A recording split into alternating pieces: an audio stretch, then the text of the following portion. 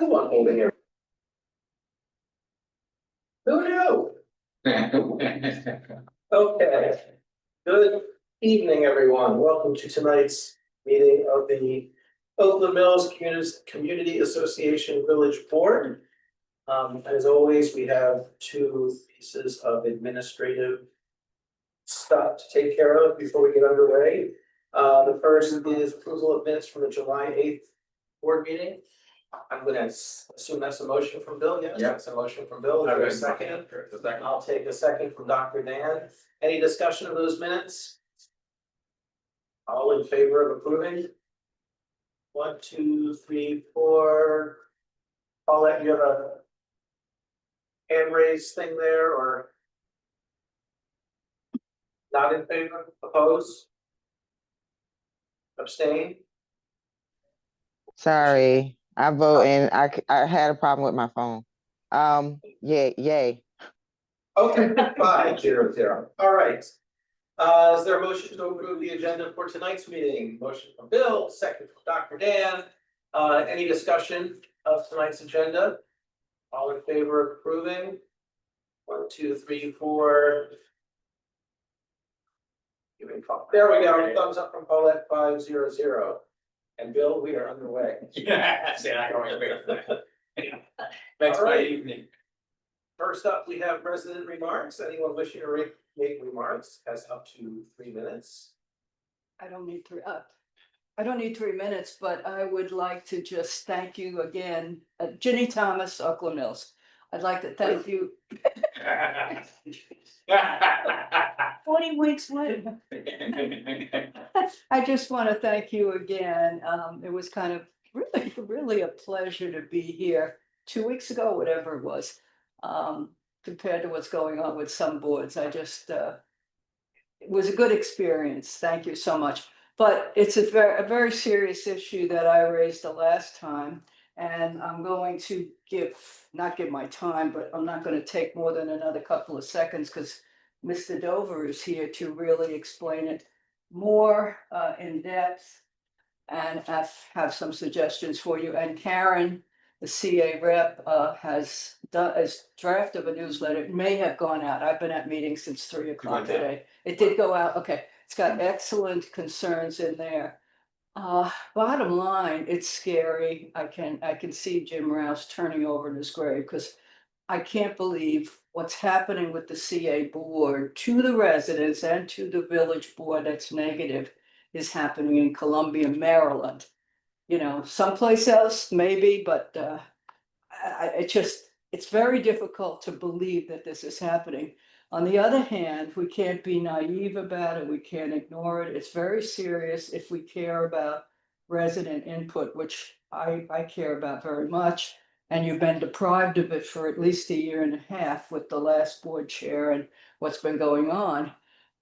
But now your board members are not even going to be able to ask you a question when you appear as a resident speaking, and they may have a question about, could you clarify that? They are denied the ability to talk to you. That is a slap in the face to them and also to you. You're taking the time to come out to share something. So, and the excuse is, well, you can talk to them later. Well, first of all, you got to get their name and their contact information, which may be fun and games trying to get that and to talk to them later. But this board totally misses the point about the whole board benefiting from a resident speaking out and also benefiting from their colleagues maybe asking a question that they may learn. Hello, they obviously don't care about that. The other part where the board is getting a slap in the face, in my opinion, totally being disrespected when they say how they can get rid of a CA rep and how you have absolutely no role. I mean, that disrespectful of the election process that we've all, I think, been involved in, care about, and think is democratic in Columbia is down the tube. So that's just, how do they even think of these ideas? And there's a whole bunch of other stuff they're pulling where we are having trouble enough, quite frankly, getting good people to run for CA rep. is very difficult, and that's sad. Because we need good people that care and that about what's going on in Columbia and how to make things better. We've been trying for 2 years now to find good people, I'll admit to it, and get some others replaced. People don't want to run. This is going to make it worse because they also could have ethics complaints against them, which is happening now. They could wind up being sued. This is just unbelievable that this whole thing is occurring. So I just ask you, as I did last week, to take what you guys have done many, many times, a leadership position, and come, if possible, would be very productive for you to come to the Thursday CA board meeting. Speak out at residents, speak out before it disappears. And tell them what your concerns are on behalf of which you've always cared about, representing your constituents, which is their constituents too. One suggestion I thought of on the way over here from another meeting. In the old days, apparently, you get elected to the CA council, a representative of Oakland Mills, a representative of Owen Brown, et cetera, et cetera. And then for some brilliant reason, the CA years ago, and I know one of our reps, Barbara Russell, opposed it. They changed it so that you become elected that way legally, but then they vote themselves in to become a corporate board. And that's been going on for a long time. I almost think you go back to eliminating that, because then they see themselves as a corporation and forget that they are elected by you or their constituents, and they have an obligation. I'm not saying they shouldn't function in a fiscally responsible way at the CA overall level, but this has got to change. I think we got to stop being a board of directors and go back to being a rep. That was just a new idea on my part. Thank you. I'd like to tell you about Bob Dover, and not tell you about him, just he's here. He's going to a lot of board meetings to just share his concerns. He's an expert on stream erosion, environmental issues, and other things.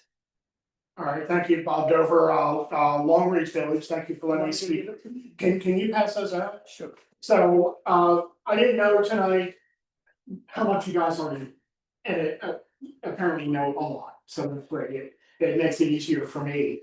What I've done is I've printed out the package from the CA package that was released last Friday, that shows exactly what the wording is on the current policy that they're considering. So I just want to make a couple of points that you may not know about if you don't go to all these meetings. First of all, if you watched the June 26th meeting and they discussed the quote unquote ethics policy, it was embezzlement this and conflict of interest that, and what if they commit crimes, and it was all this, we need to take drastic steps because of all this malfeasance that's going on. If you actually read it on page 3, there's nothing in there about investment. There's nothing in there about conflict of interest or board members using CA resources for their own personal things. It's all about disagreement. That's all it is. It's all about wanting to shut down criticism. So I wanted you to know that, because this is going to happen again this Thursday night. They're going to be talking again about people embezzling. It's ridiculous. They're talking about criticism. Second, just the language, I've marked a few words there, it's totally subjective. You know, they use words like disinterested board members. Who decides who's a disinterested board member? They use words like, well, you can see them, they're underlined, misleading information. It's not subjective standards that they're judging people on. So it's just her opinion. Third, and I'm not sure you know this background, Jay mentioned some of it. This is really just the next step in a long line of efforts they're taking to shut down critics and criticism. This doesn't stand alone. So they've tried to hold meetings, but forgotten to put speak out on the agenda, which has caused people to have to complain. They tried to eliminate resident speak out entirely. They took a vote on that. They've eliminated, as Jenny said, they've eliminated the ability of board members to ask clarifying questions or speak out. They've limited the number of times that board members can speak on each issue. They have withheld public records requested by residents and board members, including me, without providing an explanation. They've coordinated with state officials to hide some of the stream bank problems they have, so that the residents would not know about them and would not report them to the board. I think the exact wording was limit adverse messaging in the community. That means cover up. That was a cover up. They directed, a staff member directed the watershed committee to provide false information to the board. And I have documentation, all this, I've got 100 things to say, I'm only pointing out the ones I've got in writing or on video. And they've sent, within the past few months, multiple emails to residents and board members intending to harass and intimidate them and holding back on their criticism. And I know this because I was one of them. I received 4 intimidating emails in the span of 3 days, asking me to back off on criticism. And I felt threatened. So, and then, of course, as Jenny mentioned, it takes the power to elect the representatives away from the village and from the residents. And that completely changes the structure of how Columbia operates. So I wanted you to have the text. I wanted you to have some of the background information. If you don't come to all these meetings, you may not see all this happening in real time, or you may think this is an isolated incident. This is not an isolated incident. This is part of a tightening of the screw to shut down their critics, so there's no dissent. So thanks for letting me speak. Thank you very much. Questions, Bill? Yes. Bob, if I heard you correctly, you're saying that changes that the board will vote on will change how the CA representatives are elected? No, it will give them the opportunity to remove a board member. And then the village board will not have the opportunity to either reappoint that member, and the residents of the village will not have the opportunity to vote that member back in. The board's removal is permanent. And that's in writing here. Okay, On page 2, I believe. okay. And then, this is a process, if I understood correctly, you said this is a process that's been ongoing for a few years, yes, okay. Who's behind? Name names if you can, or if you can't, tell me privately later, okay, so I can understand.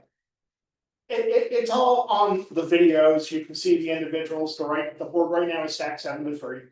There are 7 members who are voting en masse for these types of changes. There's 3 members, including your own Karen, who are voting against them and arguing strenuously against them. Are there CA, if I'm read you right, you said you received multiple emails, it went out to residents and CA board members to back off criticism, those came from CA staff? One set was from a CA board member and one was from the president and CEO of CA. Okay, so board member or board members? A single board member who said he was speaking for himself, not as a board member, but as an individual. That doesn't make me feel better when I receive 4 emails in 3 days asking me to back off. So, board member sent you email, limited criticism of CA, and then Sean McGinnis sent you an email, back off the criticism. That wasn't the wording, but I took it as harassment. I had criticized CA. Okay, And they were CA staff. And they were fighting back, but they were missing my point. They were making claims that weren't true. Not Sean so much, the board member. But Sean made an error. He read one of my emails and thought it said one thing, and it really didn't. okay. But then he was angry about it and wrote me an angry email. But your email was after you, did you, in a subsequent email, explain that to him that he misunderstood, here's what you really meant, and I did. that resolved it, what was his response to that? He did not respond. I ran into him at Mad City and we chatted in a friendly manner, so I think we're cool. Did you feel then that he did understand what you were really saying ultimately? Yes, I think he did. We didn't talk about the issue when I ran into him, but we were cordial to each other, had a chat on another. Okay. So I think I'm cool with him. I don't think I'm cool with the board now. Okay, now CA staff. Are there members of CA staff who have been unresponsive to you when you've asked for information that you feel you could have? Are there CA staff who have been negative toward you because you come to the meetings? Have they made that known to you in any way, shape, or form? I did request specific documents. Statements were made at a particular watershed committee meeting. And so I immediately wrote to CA and asked for information that they had that could back up what they had said. And they made some arguments that were ridiculous and they didn't actually have the information. So I asked for the specific documents and received an email back. I don't think it was from the staff member, I think it was from the attorney that said, we're denying your request for documents. If you want documents, you know, go somewhere else and get it. And so I did that. At this point, I've probably spent $1,000 out of pocket to file BIA requests with state agencies. And boy, do I have a ton of stuff. Now, PIA, what is that with state agency? Public Information Act. Okay, that's what I was, yes, okay, and so CA ultimately did have to provide that information. No, CA did not provide it. The state agencies provided it. Was the information that was provided to you, was that CA documents? It was correspondence between CA and those state agencies, Okay, which those state agencies provided to me. okay, but CA refused to provide that same documentation to you. They did. Okay, In writing, I've got that email where they said, we're not gonna give this stuff to you. They said, per our document policy, we're not gonna give it to you. But they didn't say like exactly, policy, chapter and verse of their yeah, policy. yeah, they didn't. Okay, and then the state, because there was communication between CA and the state, your information request was filed and the state complied and provided it to you. Correct. Okay, very good, thank you. Thank you. Thank you. All right, any other questions? Regina? Yeah, I have a question. Who makes up the ethics panel? I don't know this, Judy. I don't know the names, Karen can get that for you, but a board approved an ethics policy, changed it. And it created this committee of 3 judges that were hired by CA to listen to an ethics complaint. The first one that was filed against Karen by a current board member was dismissed. But that cost you, I'm upset about it because it cost you money. And I really like to find out how much. The second one filed by, I think, 2 of those board members, because she speaks out, was also dismissed, but again, by these 3 lawyers that act like they judges, or they evaluate whether there's any validity to that complaint. So they're the ones that do it, and it's a pretty good job if you can get it. And they were frivolous, so it seems like the people that are doing this, it's weaponizing the ethics system, in my opinion. And if anything, they should be penalized or made to pay for this, frivolous lawsuits. But it also has a chilling effect on a board member. If it's happened in the past to when I was on the board to other people, and it does have a chilling effect. And we've lost some very good board members because of that. I can name a couple of names, and it's sad because they said, I can't afford this, I might get sued, all of that. So the weaponization is effective in terms of either people quitting and being replaced by somebody because somebody really decent says, I don't need this aggravation. So it's a control board, and I can tell you who nominates some of them, or it's some people. So are they separate or are they CA Yeah, staff? they're hired contractors by CA. Yeah, and they were on a list. CA chose 3 of them, and they're hired, and when they get an when an ethics complaint is filed, it is sent to them. Now, I have another question. Sure. Now, Karen can correct me if I'm missing something. So if they're an ethics panel and they're separate, is it typical for the CA board to determine or make changes to their charter? I don't know. Because that's ultimately what's in here. Well, It that was the old ethics policy that set that up. So that's simply an administrative structure of how to implement. So you can, if you change your policy, you may or may not need that type of implementation. That would be an administrative decision. It'd be my response. Now, again, Karen would probably be best person to talk to.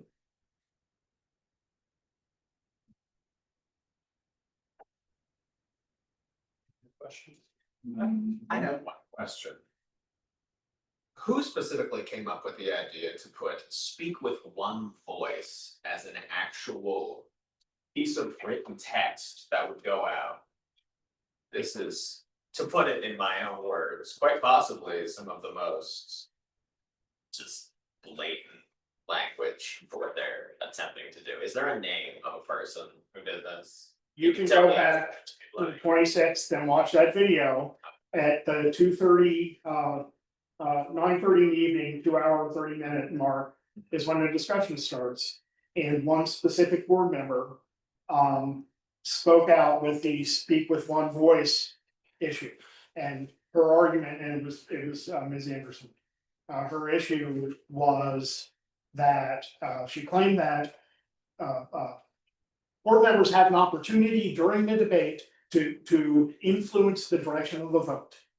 But that, but that's her opportunity, and then once that vote has been taken, everybody should speak with one voice and support that decision that's been made. My argument would be, especially since at the same time, board members are now no longer to ask questions during speak out. They're also only allowed to speak speak twice on each issue. 3 minutes each. And 3 minutes each. So at the same time, she's saying, well, they've got all this opportunity to influence the vote. They're also tightening the noose on their ability to influence the vote. But Dan, if I may add to that, supposing the board made a very bad decision that would impact on the safety and health of residents. But 7 voted yes and 3 voted no. So the other 3 have no right then to go to their boards or the public and say, I just want to warn you that this happened, and I am worried that a kid will drown because they changed the lifeguard ratio, or they did this, or they did that, or something will happen. You would be, get an ethics complaint and be probably kicked off the board is this process. And your board, you would not be able to do anything about it. So it's an undemocratic. I mean, the whole thing is so anti-American and anti-democratic. It's amazing. You can't believe it's happening in Colombia. One comment for the record. That's communism, pure. It's a lot of things. But I don't think people, we've lost the flyer. We don't have letters to the editor that we can use. So unless the boards have an uprising and let their people know what's happening. And I will say this, I've been going to every state board meeting for about 2.5 years now. There's one person who goes to every meeting and stays till the end. It's me. Jeannie and some others show up for speak out. Maybe some people watch online. But most of those meetings, the only person sitting there is me. And I gotta be honest, I'm getting sick. I really wish more people would show up. I appreciate the people who show up to speak out.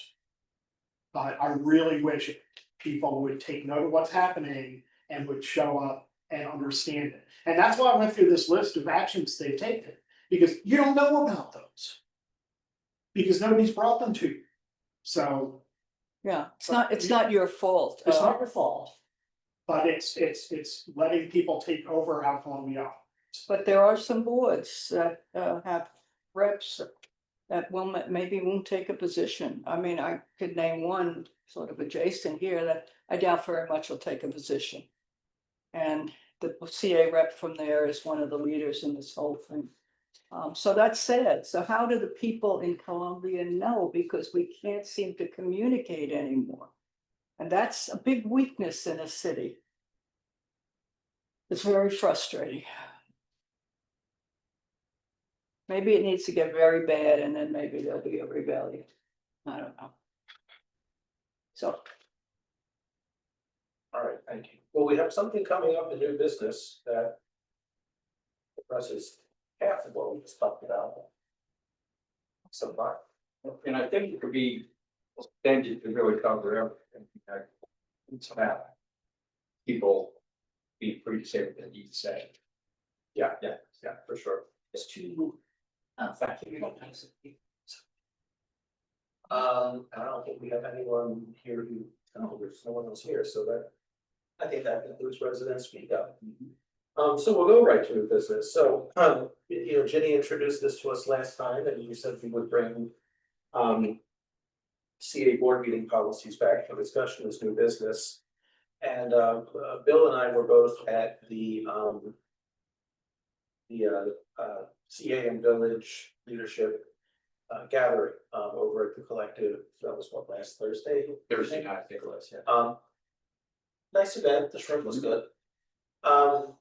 And as we were leaving, you know, there weren't many people left, so Bill and I had a chance to chat privately, and I said to Bill, hey, I've got an idea. About, you know, how we might want to propose some feedback to CA. On the speech or lack thereof policy they're proposing, and I said, you know. We just went through a pretty contentious period with CA over the management contract and building takeover. Let's go in positive. Let's put something together where we extol the virtues of open communication rather than, you know, hitting them over the head, like, and tell them how we as a village board have benefited from that. And Bill's eyes just lit up because he said, well, this is why we work so well together. I've already started working on something and I'm doing exactly that. And I said, yeah, the example that came to my mind is we could use last year when all those folks from Columbia, we don't need to name Columbia Point, but all those folks from Columbia Point came in and we walked into this overcrowded room and didn't know what the heck was going on. And yeah, they could have spent an hour just yelling at us with no dialogue, but it was actually the dialogue that helped us help them and helped us learn what was going on so we could help them further. And Bill said, well, that's exactly what I was thinking. So Bill sent something to me, I don't know, sometime this week. And I looked at it today and I did really some very minor revisions and commenting.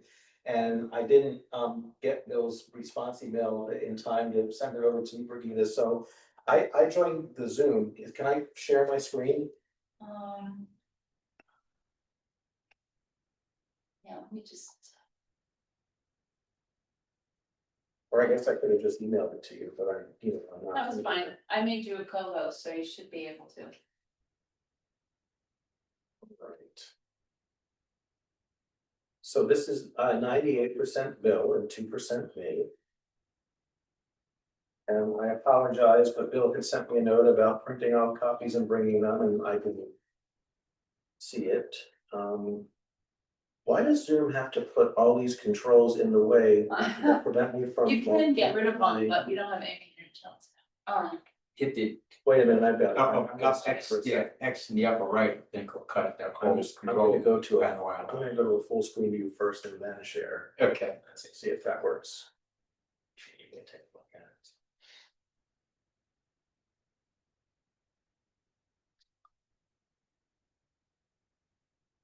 I'm not used to Zoom anymore because we used Teams. You know, you get used to what you have. Is F11 no longer full screen anymore? I also use old keystrokes because I still live into us. All right, let's do this with you. There we go. All right, now let's try sharing this thing.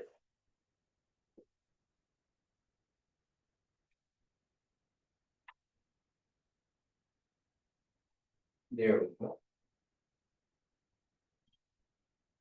Oh, I just sent Regina malware. Exactly. I swear I didn't send you anything there. I'm just sharing my screen. It's just doing its scan. All right. Bill, did you want to walk us through it? Yeah, Jonathan and I, we get along great, we work together really well, as I've said for years, Jonathan, we're a tag team. And so I did the draft and Jonathan really tuned it up, okay, I don't have finesse, he does. And so we came up with this, the CA board members concerning the importance of speech. Our Oak Mills board has reviewed potential changes in CA board meeting protocol with regard to resident speak out. We would like to briefly relate our experience with resident speak out at our meetings. Our OM board, according to our bylaws, exists to work for the welfare of the Oakland Mills Community Association members. Oakland Mills has a proud tradition of 2 board meetings per month open to the public. We have always had residents speak out at the beginning of the meetings for the village board to listen to issues and concerns and dialogue with our residents. At times, residents speak out has gone far beyond the time allotted in the agenda, but it has been very fruitful. Last board year, such interactive speak out sessions made us aware of issues renters were facing and led the board to create the tenant committee. Board involvement also led to the change out of the management company of one of our apartment complexes. The result was a far better response to and resolution of tenant complaints. Over the years, our board has dealt with some complex issues. Our board members and residents have had a great diversity of thoughts, feelings, and opinions. We have expressed them firmly and respectfully, and everyone has been heard. We have found this diversity to be a major strength. We get a fuller understanding of the issues and a better range of potential courses of action through the two-way communication with our residents during speak out. Our board urges the CA board to continue the proud tradition of listening to residents and conducting a constructive dialogue with them. Columbia residents' annual charge fees provide over a third of CA revenue. They deserve to be heard and to influence the direction of CA, and CA's leadership deserves to learn from its community. Sincerely. So that's the draft of what we would propose to send it to CA, and my thought would be copy the other village boards, all the village boards, and then probably to the Baltimore Banner and as many publications as we could to get the word out there. This is our position. So that's the idea of the draft. Thank you. Oh, thank you, Bill. Okay, I would see a hand for Paulette. discussion really for Paulette. Yes. Oh, were you trying to speak? We thought your hand was raised. Oh, no, it was a clap. It was a clapping Oh. emoji. Because we're sharing screens here in a tiny little box, so all we saw was something going on in the corner. Jonathan, can you go to the next page? Yeah, I think I like the letter. I would be willing to vote in favor of sending that to, yes, certainly the CA board. And yeah, if you want to send it to the other villages and newspapers as well, that's something I would vote for. I would also second.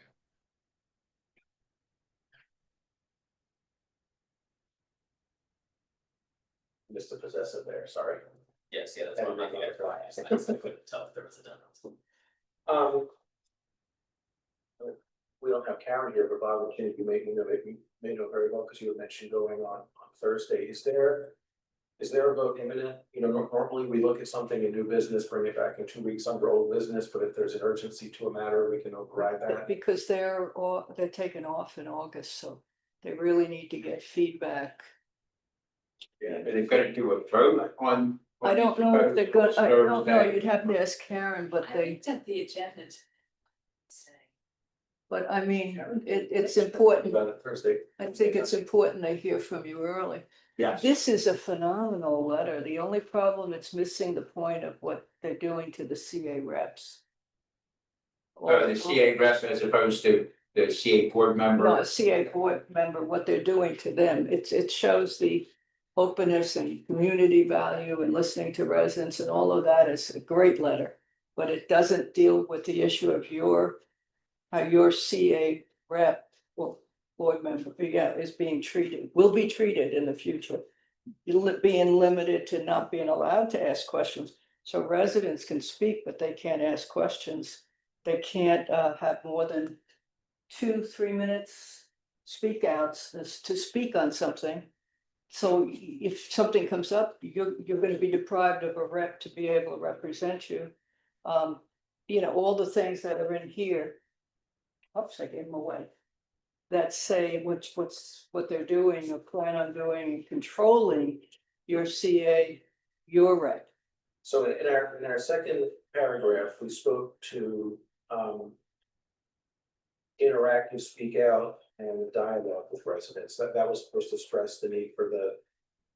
I think the one that she also wants to make a note of is that section 2 over here on page 2 for their what that is when it talks about the permanent removal of board members that are elected by the villages, which would in turn, if a board member is permanently removed for a year-long term, and then that specific person cannot return after that point, a village is deprived of a voice on that board. So I think she would like that. Well, So it's also the residents can't vote because that person isn't allowed to run again. And that could be one of your best candidates. I mean, that's crazy in terms of democracy. I would agree, the process so of ins- qualification is extremely just past the point. I think that's further than we do in our own federal government. Here we don't have that. I go into details about felons running for the government, but I don't think I have to. But simultaneously, yeah, the language is extremely strong for what amounts to a homeowners association. So we could potentially add a paragraph that talks about how they're interested in specifically removing people who are democratically elected from their board and discrediting people who pay money towards this corporation. However, I'm not my favorite writer. I'll let you guys say. Are we passed it? Okay. So we were focused on the resident speak out, we were really focused on the resident speak out in the speech part. And I don't know whether that's something we do separate, because there are really a couple of things going on here, right? But what they're talking about doing in terms of interacting with residents is really not part of the ethics policy. I guess they could use the ethics policy to further restrict that, but we're actually talking about we were giving them feedback on the meeting procedures. So actually, that brings us several questions. You guys are all more knowledgeable about this than me. How long have they had this external ethics committee? I believe someone said it was not long. Less than a year, Has it achieved maybe a year. anything? What? Has it done any benefit? Is there any like financial advantage to having an ethics board? Well, it didn't cost anything before because the board kind of, So it did the chair would play a role and see whether there was any validity to it. And then at some point, the board would vote on it. So it wasn't a economic thing. And from your experience, were there any complaints about that style of ethics board where they were doing it themselves? 'Cause it feels like they're just spending money for the sake of spending money. From just like the completely financial perspective of it, there's no need to have an external board for ethics. I think. Okay, well, thank you for that. I'll ask these questions myself at a later point in time. So the one angle I was thinking, if we wanted to add the other component of, you know, them taking away the villages, you know, if they remove a CA board rep, is the idea of communication and representation of the residents, kind of as a whole subject. And then the residents speak out being one way, that they're taking away the residents' ability to speak out. And then the second way might be if you know, remove a board member and therefore that village no longer has representation, then they are taking away that village's residents' ability to also have the ability to speak out against various issues. So before we do that, I'm concerned we may not know what we don't know. I mean, obviously, it's a concern if you remove a board member and village loses representation for the rest of the year, that's a big concern. If you remove a board member and they can never come back, despite that being the village's will, that's a big concern.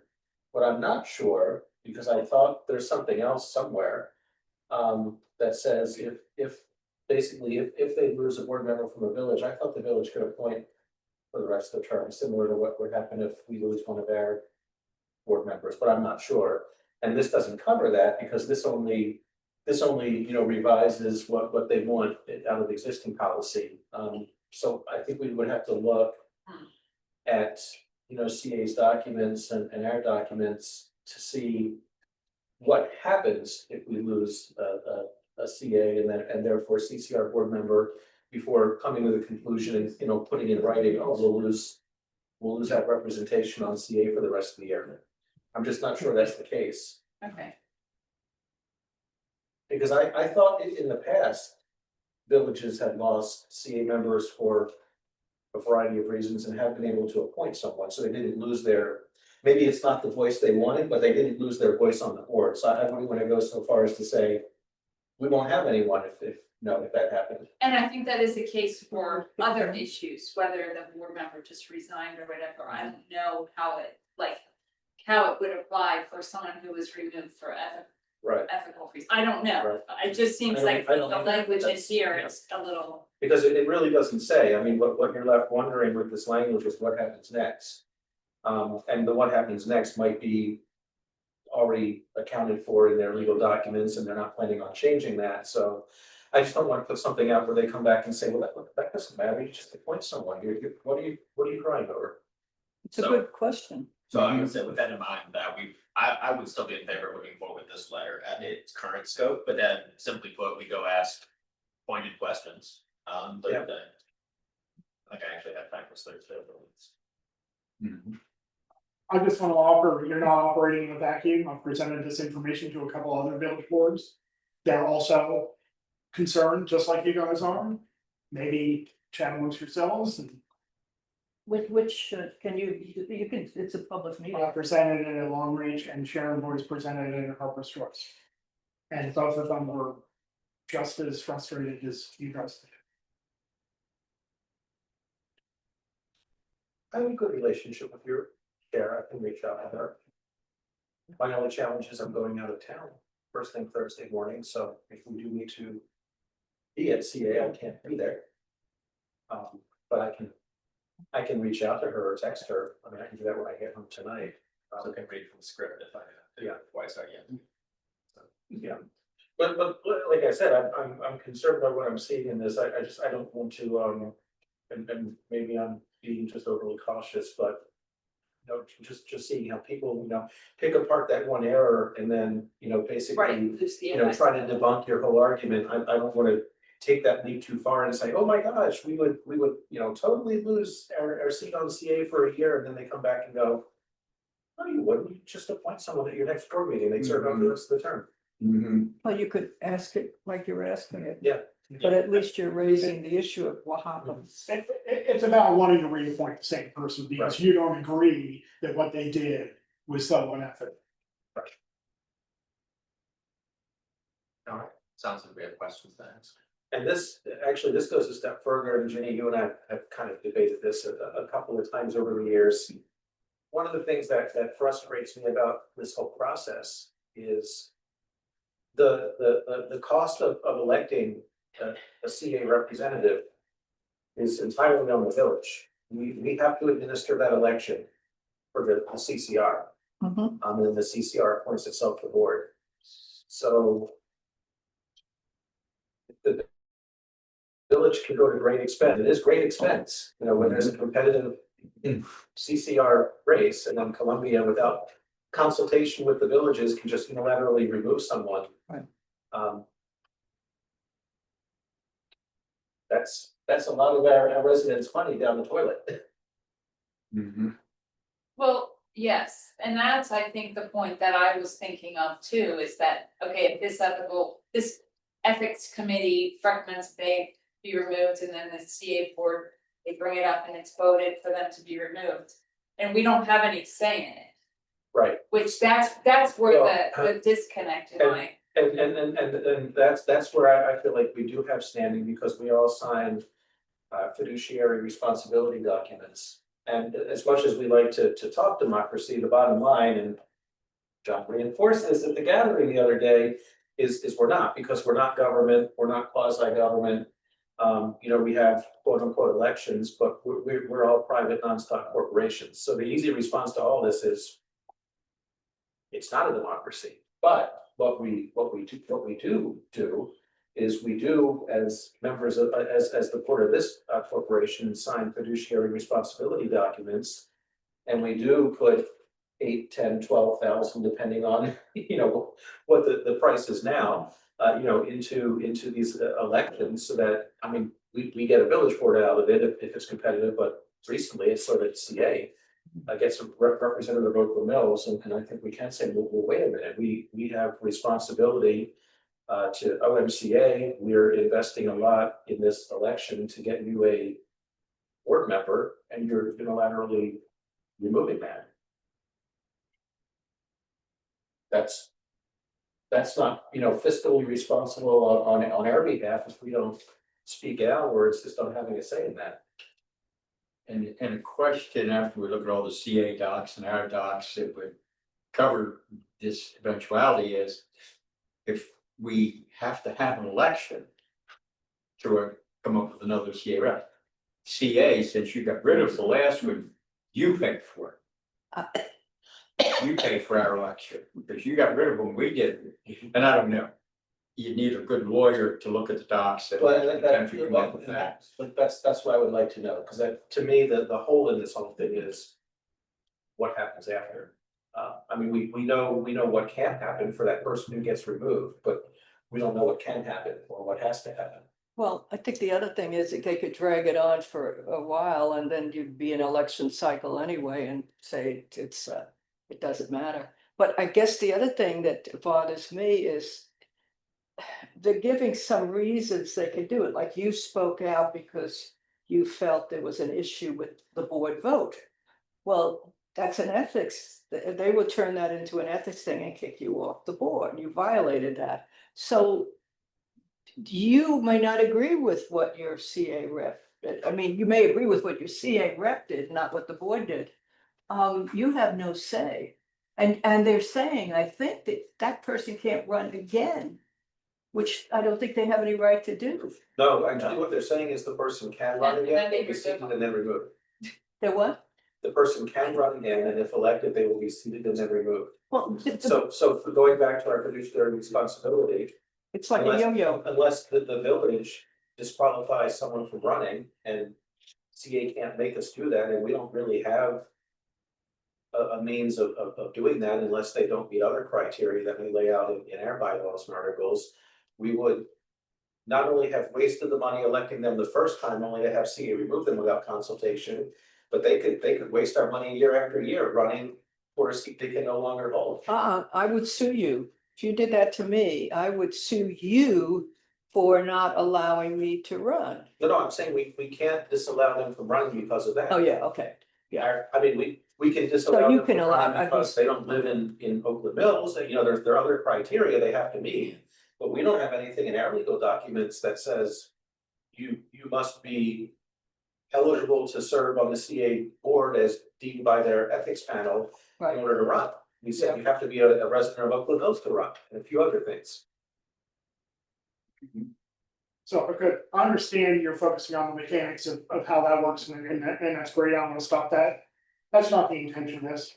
The intention of this is to intimidate people into silence.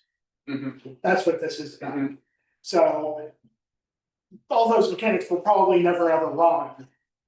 But will your representative feel like she can't or he can't Right. say things? Right. I'm saying as a resident, I already feel that.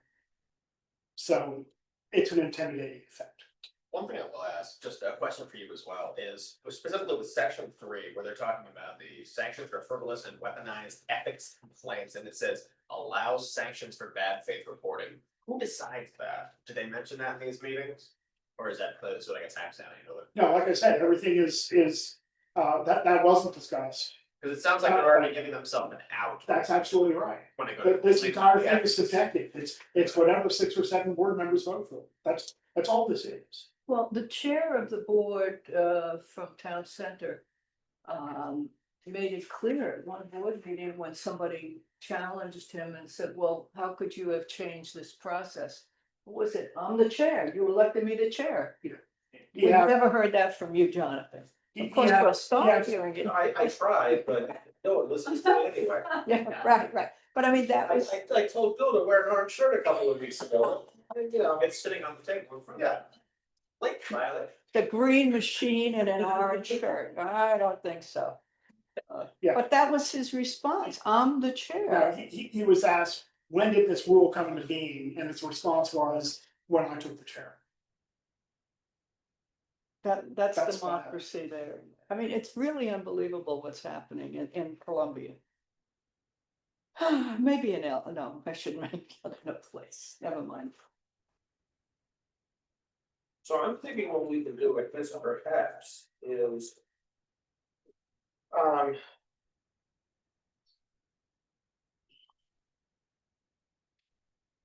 I mean, if we wanted to try to do 2 in 1, I think the subject, the importance of speech is still key here.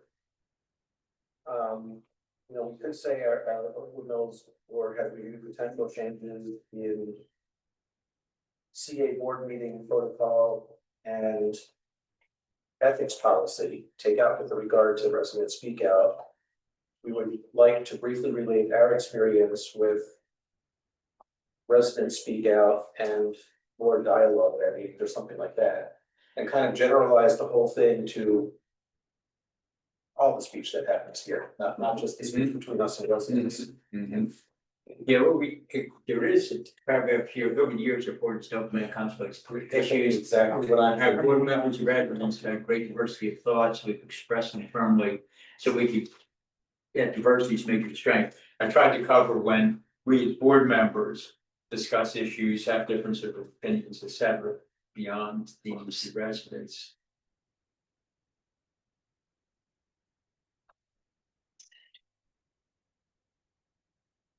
You okay, Kenny? Thanks. So you're, I was thinking. You're coming in to bring this forward. Very good. Thanks a lot, Jim. Take care. Thanks, Judy. Thanks for bringing it to our attention last week and coming this way.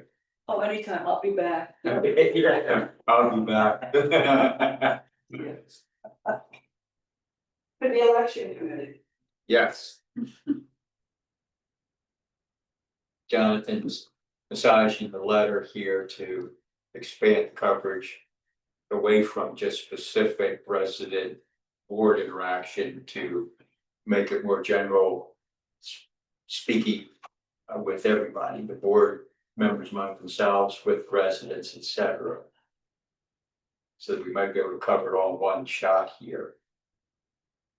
Coming from a different village, I'm not paying attention, I'm only here to answer questions if you have more questions. No, but thanks for Jonathan's doing the work here. Thanks so much for covering all the CA meetings, okay? It can be drudgery at times, and entertaining at others. No, it's never been. Never been entertaining, no fireworks are entertaining. Because I've been to a few CA board meetings where I've stuck around for the speak out and the relevant discussion they're in, and then when they've got on to the next items in the agenda and gotten off the topic I'm interested in, then I find a convenient spot to leave. But to stay for 2-3 hours, every month after month takes a lot. You have to be extremely dedicated, and it's too bad that we don't have a digital newspaper coverage like we did with the Columbia Flyer, and disbursement among the reading population like we used to have, because then that would be the new floor. It's no paper anymore, it's digital, but that's kind of splintered, and there isn't any one voice. That now, do reporters from the Banner or other publications come and cover those meetings ever? I believe there was one instance on a specific issue, but Okay. other than that, no. Okay. So, thank you. And I agree, I wish they, Oh, yes, because there are things said near the ends of those meetings that, were worth sitting there for 2 hours to hear. What I'd love to see would be a high school course in local civics. The village board, CA, and the county government.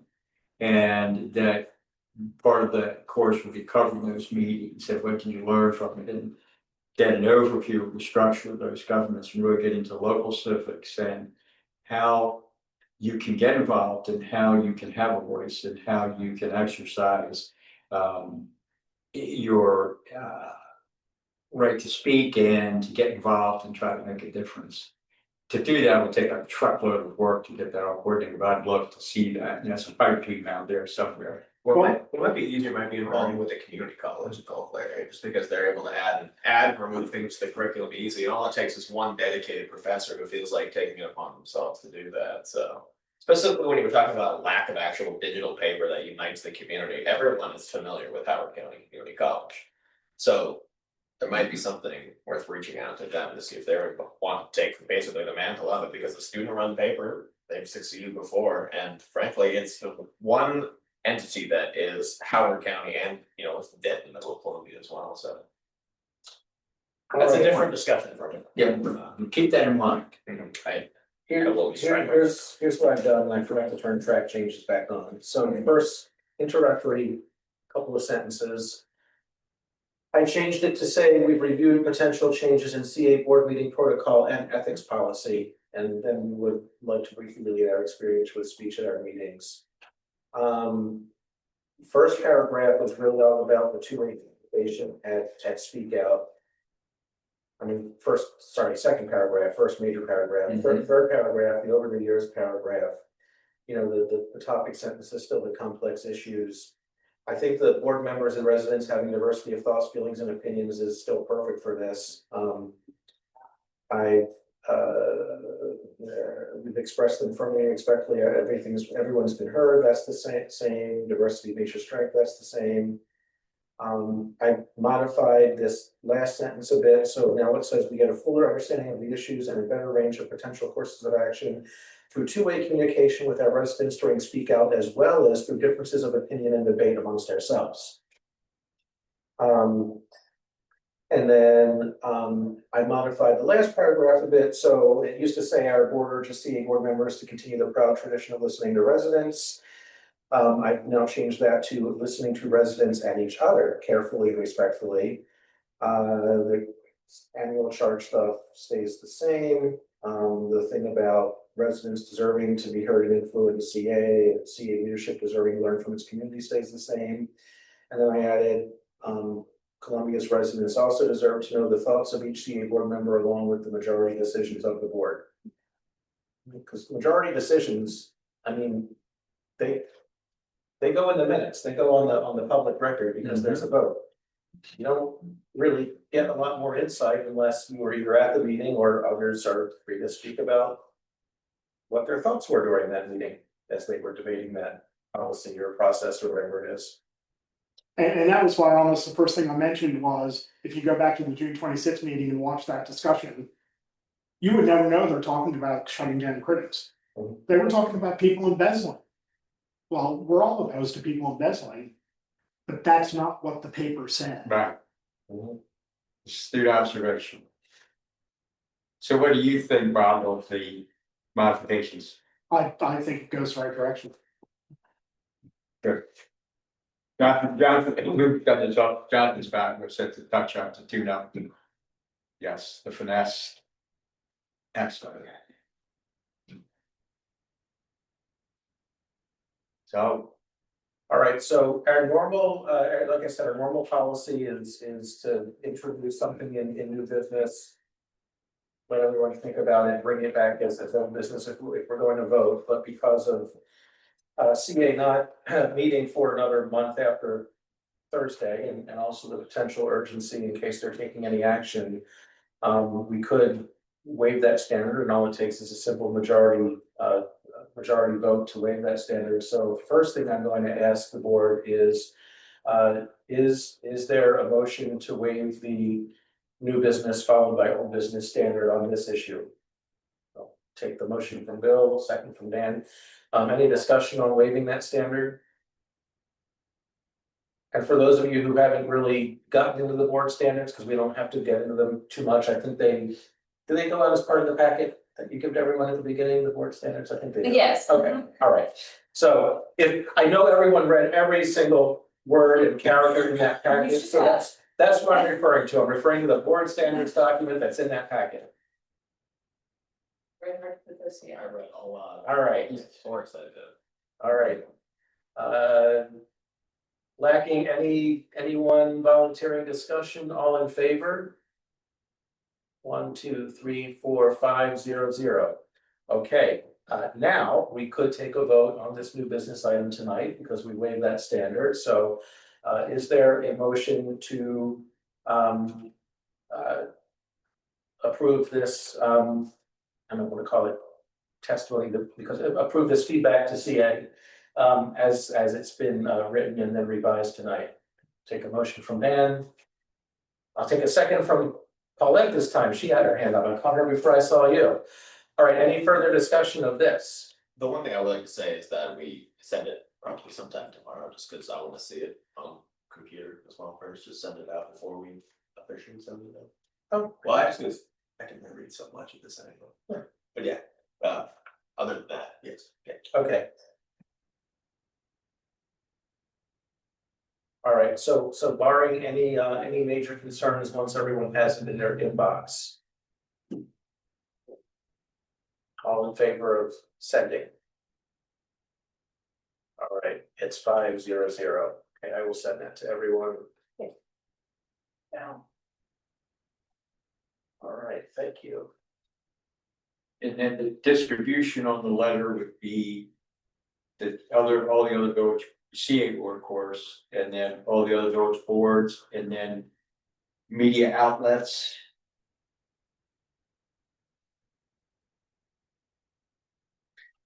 I think on the formal CC, we'll just put, CC. The nine other village associations, we have people we can do press release too. Yeah. I mean, it's public. Yeah, it's public sure. record, It's public. yeah, so we don't have to list them on a CC. Sure. The people we do business with, will on the field, the copy, and we can do with it what we want. Excellent.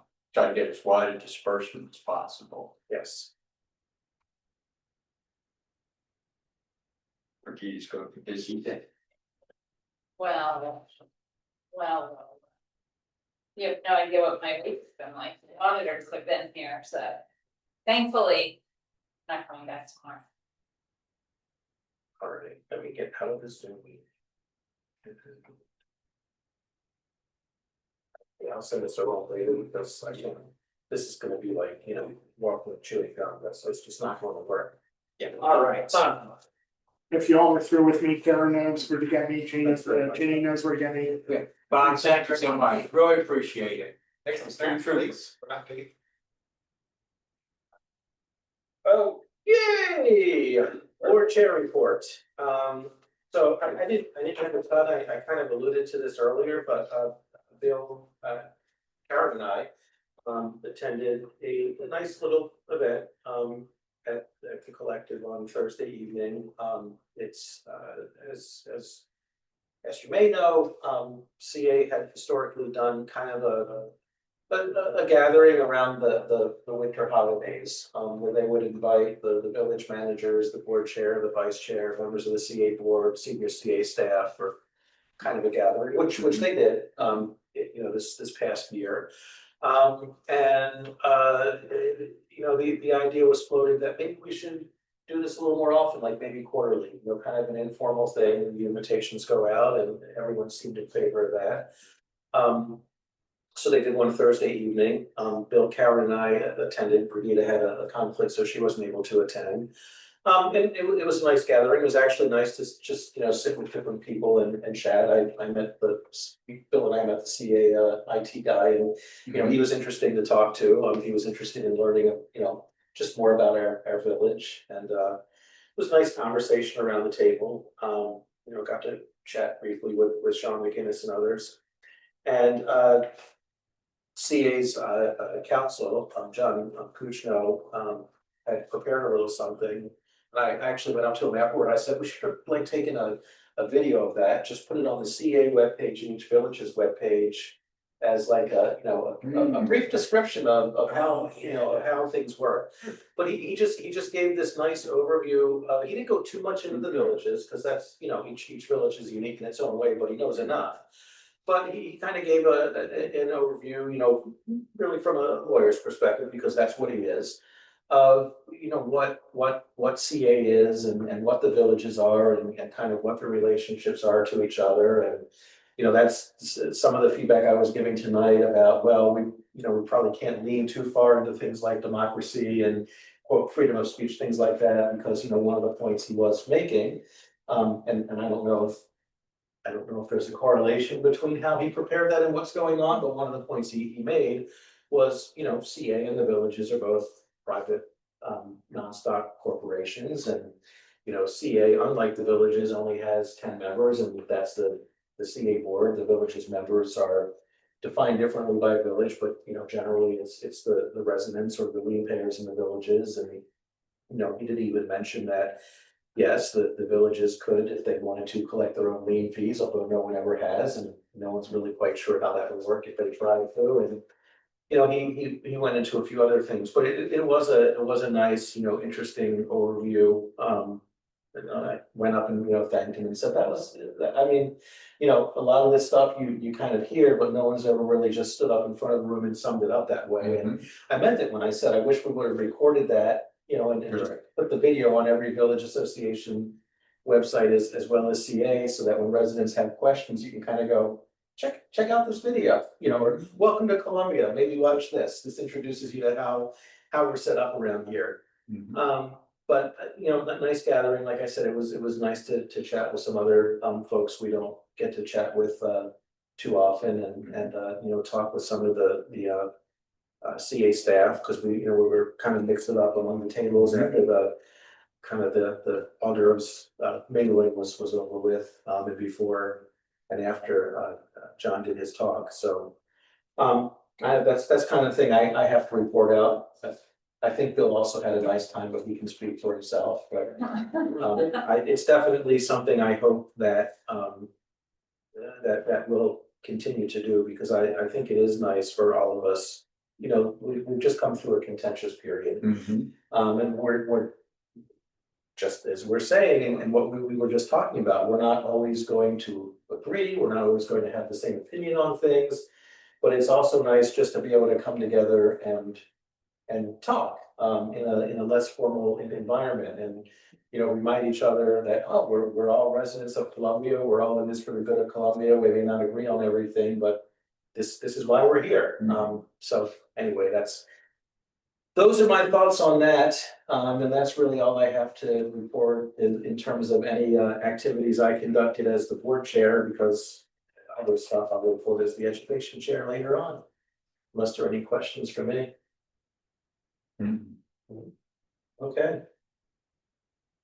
We don't have Karen, so we'll go right to Regina. Okay, you all received my village manager's report. A lot of event stuff. The biggest thing is the auditors have been here. And they have asked me to provide so many documents. However, they originally were going to be here, they thought, through Thursday. And they told me today at 5 o'clock that we are great and they don't have to come back, and that we had everything very well organized. They had you do any walkthroughs? Any walkthroughs? Okay, never mind, just if you don't know.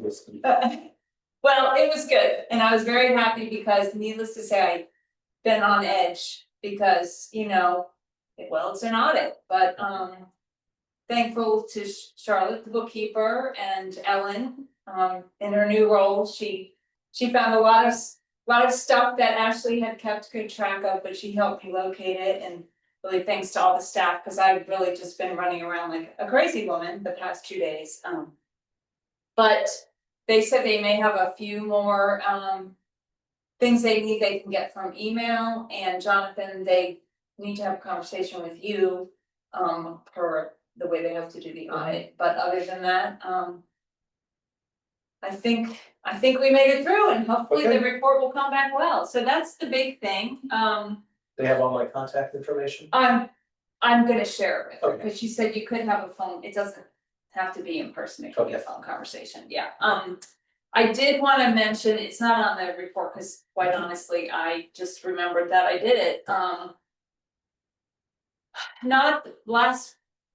All the weeks are meshing together. It wasn't last week, it was the week before. I met with the CA Community and Engagement manager, Robin, and she had at a board meeting mentioned that her and Danica, they were talking about bringing some of CA's events to the villages, and I know Karen has talked about that.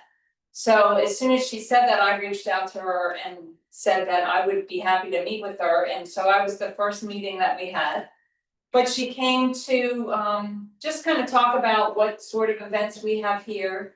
And what sort of events might be good that CA puts on, but might be good to have in Oakland Mills Village. So I kind of talked about what we had, you know, what kind of types of residents, like we have families and what our demographics were, and you know, how we might work together to bring different sorts of events to Oakland Mills. So it's kind of a work in progress. That was the first step.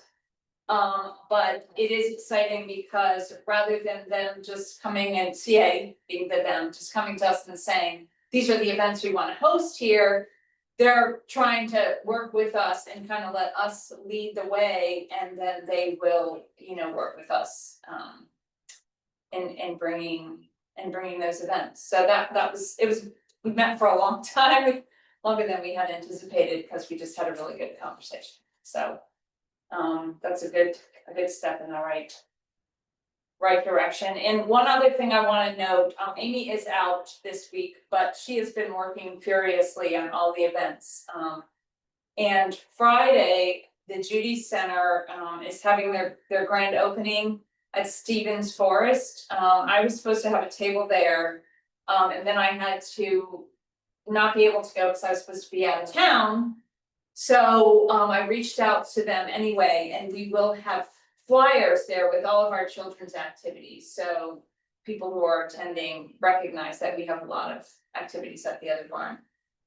And Amy put together a really nice flyer. So and then festival vendors have started. So certainly, if you know anybody who'd like to participate in our festival, send them Amy's way, and make sure to keep the note of October 4th, keep that date open, because it's gonna be another fun festival. So I know an organization, but its board isn't meeting until sometime in August, so it really can't say it's coming until then.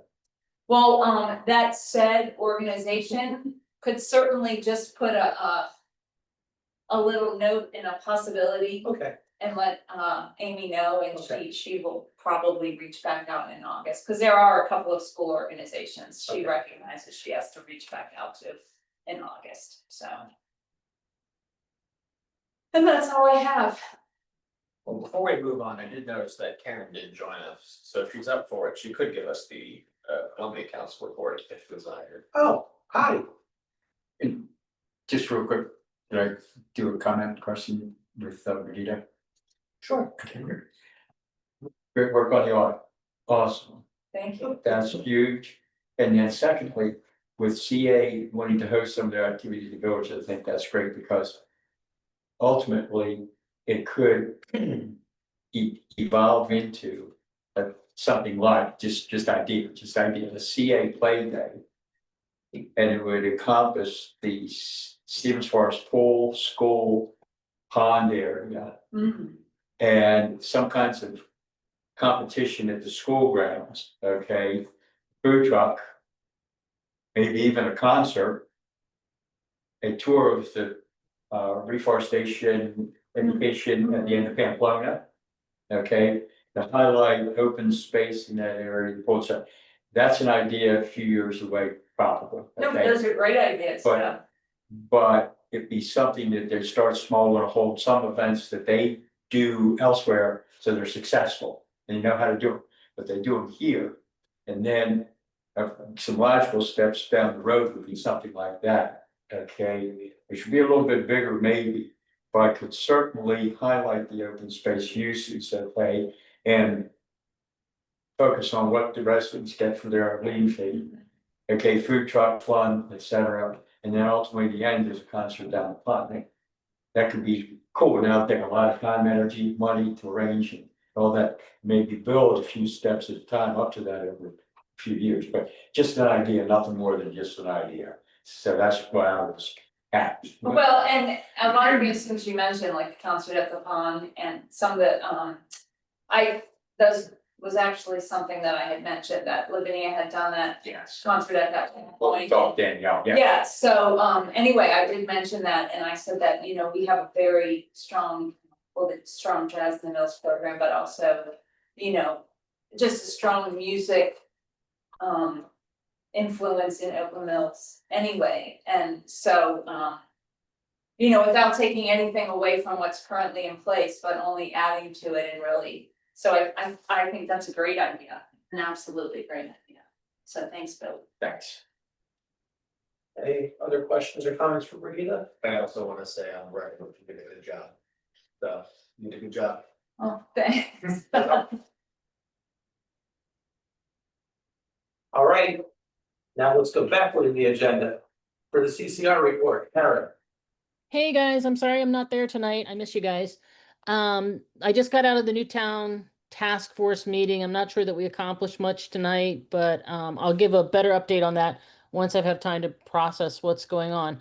I just wanted to make sure, I think that probably people came to resident speak out tonight to talk about the proposed changes to the ethics policy, and so I don't think there's more I have to say on that, but if they didn't come, let me know. My newsletter, I sent it out specifically talking about that tonight. So that should be, everybody who subscribes, that should be in your inbox already. And then the other thing is CA beat the budget in fiscal year 2025 by $6.9 million. So, woohoo. You know what that pays for? That pays for pools, Bill. So Yeah. I was very excited to hear that. I mean, my one comment in my newsletter was, you know, maybe we can talk about reducing the annual charge. Because it looks to me like over the past 5 years, we've had significant amount of free cash flow. So that is my very brief update. And I'm sorry that I wasn't able to attend the bulk of the meeting. No problem. Like, make one comment, Aaron's report. Of course. Karen, as part of our board business tonight, we did put together a letter that will go to the CA board and the other 9 village boards concerning the issues that Ginny brought up last week, that you've written us about the changes to CA policy with resident speak out to meetings, the ethics issue with the board members, et cetera, et cetera. And so that'll be, I think Jonathan already has it in your inbox, so we did pass Okay. that tonight, okay? Thank you. Thank you, guys. Power to the residents. All right, thank you, Karen. Okay, we are on the committee reports. Andrew, have anything architecture tonight? Yeah, I can give a quick update for the residential applications. There's nothing really unusual. For non-residential, like a couple of weeks ago, there were the NRAC committee did vote to approve, like a while ago we had reviewed both the Columbia Point signs, and they recommended that they take the street name off of those signs, but other than that, they recommended approval. So I also approved that. And then we had also a while ago reviewed the Interfaith Center wanted a shed, and the NRAC committee said as long as like the colors and materials match the building, then it's fine to approve that. So I also agreed with them and approved that. So those happened probably within the last month or so. But that's the update. Great. Thank you, Andrew. Yep. Okay, education.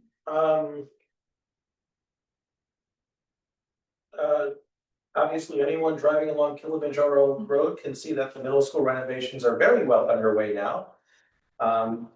So that's cool to see. There's kind of limited and changing building access at both the middle school and the high school through the summer because of work going on at both facilities. So if anyone has any reason to need to go to either of those buildings, they're encouraging you to call before just arriving. And if you have friends or neighbors who are, trying to register students or get schedules straightened out or something like that, pass that on to them as well, because it's not a normal summer at either building where you can just show up and the 12-month staff are there in the building at all times.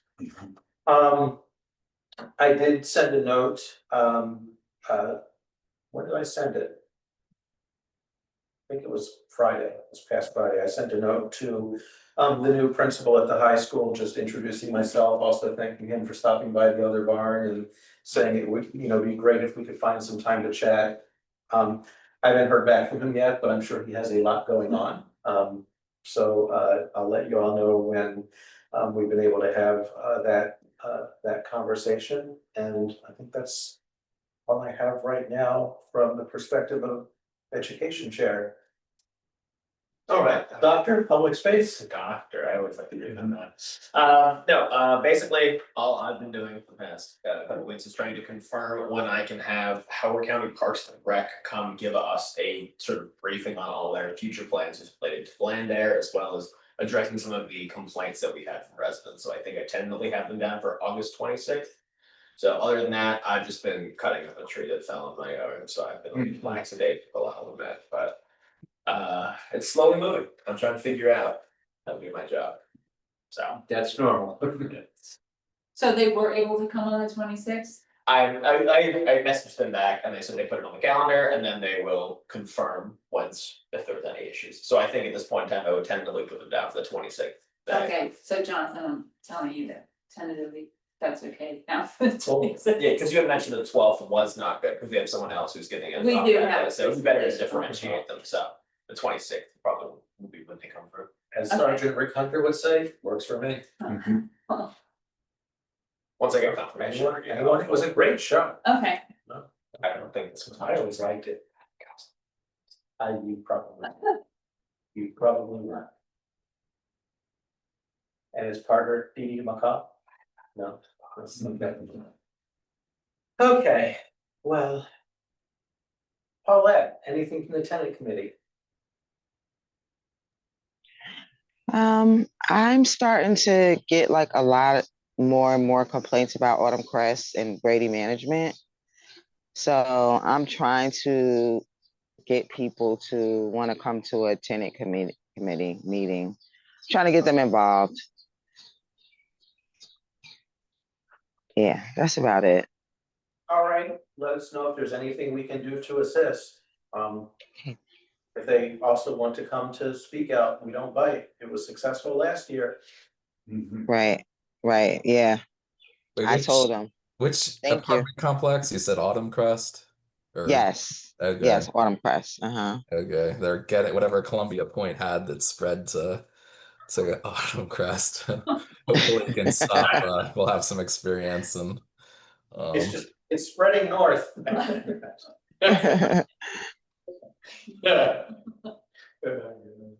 All right, anything else, Paulette?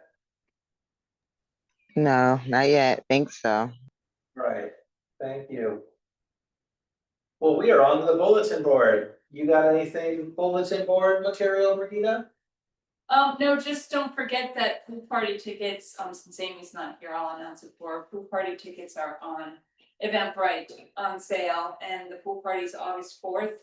We always love board volunteers to hand out pizza, and the residents do like to see you there, so if you're free, let Amy know. It's a fun time, and hopefully it will be a night like it's been the last couple of nights. That's all I have. I plan to be there. Oh, good. Bill's always there. Yes, yes. Hey, Brigida, I don't know if Amy's in the room or not, but you can put me down as a volunteer. Okay, she's out, but I will let her know. Okay, thanks. You can put me down as well. Okay. It's a Monday, unless I have some crappy new job where I'm late at night. Good. Bill? Just two quickies, under the heading of the Open Space Committee. We have, no, I did, no, I forgot about it. Okay, Next board meeting, we have a presentation from Danielle, how do you say her last name? Fryer. Trier, Danielle Trier, who took John McCoy's place at CA. And she's going to do a presentation on a reforestation project at the end of Pamplona. And it's pretty cool, and I won't say much more about it than that. I think it's going to be very nice. That'll be there.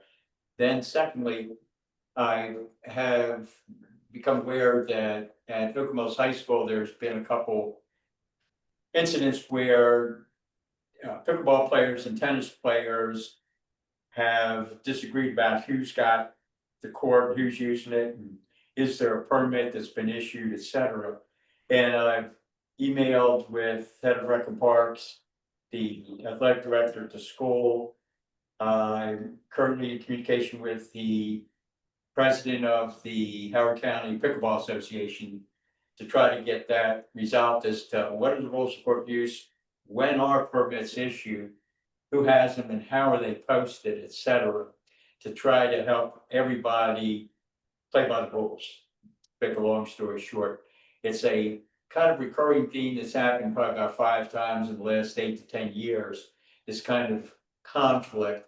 And without getting into details, and I'm only aware of what I've been told, okay? I was not there for any of it, so I'm aware of what I've been told. But I'm trying to get all parties involved, understand what the rules are in the permitting process, if there is one, how they be posted, et cetera, court etiquette, and then people get along with each other. So I'm working on that and hopefully get that resolved to everybody's satisfaction. And that's it for me. I saw Troy responded, it's school system for their property. And the stadium's kind of different because of the arrangement for the lights with recreation and parks, but for other things. And this is where Troy can see they have a permit. It's probably done through their, it's called the EMS system. I forget what that stands for, but the Board of Education, actually, I can try to find it for you. They should have a policy on their website that talks about the permitting process for use of school facilities and, you know, when you have to reserve and how the permit has to be displayed and fun stuff like that. Okay, yes, I'm familiar with that with Howard County Youth Program basketball. Okay. Yes, I have access to that. And without getting into details, I'm working with all the parties involved to find out how all that works so that I can tell. So the pickleball person will be able to tell all pickleball people, here's how it's gonna work, and I can, with the people I've talked with in tennis, let them know, here's how the process works. Yeah. Et cetera, how you can know ahead of time, et cetera. So it's just getting that ironed out. Yeah, because I honestly, what concerns me is if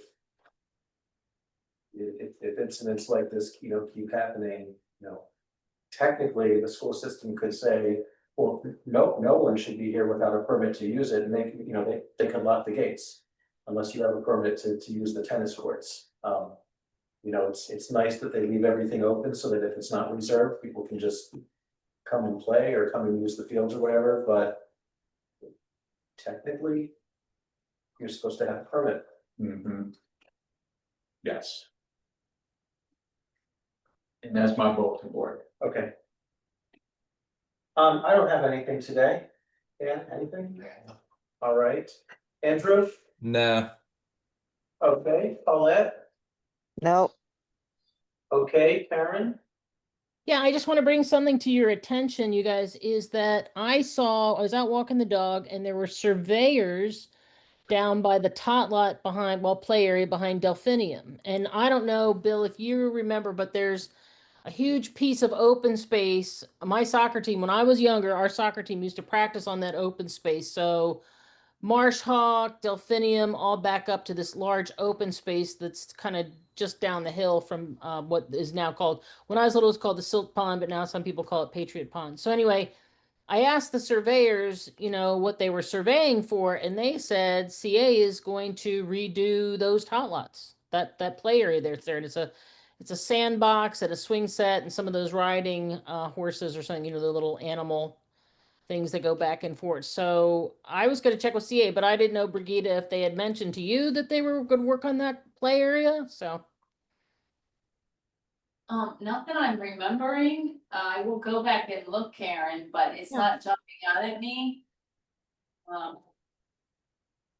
would be Interesting. super excited for them to do something neat. Right now, the equipment that's there is not, it's not the most exciting play area. The swings get heavily used, but it's all very shaded. But that is also a place like where Bill's always talking about, do we have a place for someone to kick a ball around? Do we have a place for someone to throw a football? And so we've got this big open space area, and I don't know what the plans are going to be, but they will have to come and present to the village when they do the plan. So we will find out at some point.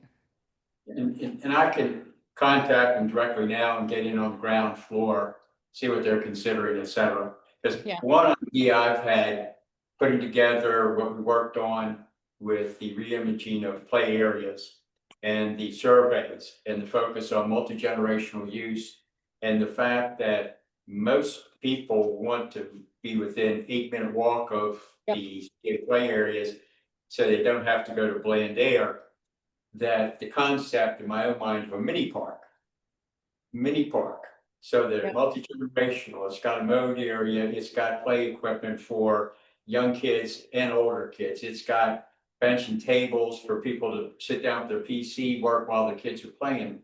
Now, in my own mind, I call it a mini park. So it's close to home, 8-minute walk.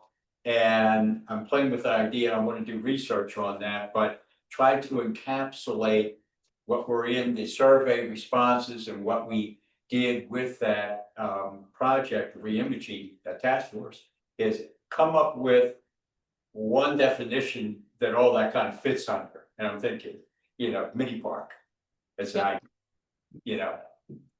so I will find out. I'll check with Jason Heath and Yeah, okay. they're looking at there. Thanks for a heads up on that. Yeah, if you need me to do anything, just let me know. But Okay, well, but yeah, the stakes I saw the stakes yesterday, and I'm like, okay, I need to ask Jeremy about that. I see stakes in our open space with the blue ribbons hanging off of them, and I was like, okay. And then today the surveyors were there, so I actually got to ask. So anyway, great. Thank you. All right, thank you, Karen. you're welcome. I believe concludes our evening and we are adjourned. Thank you. Have a great night. Good night. Good Good night. night. None of you were old enough to remember that.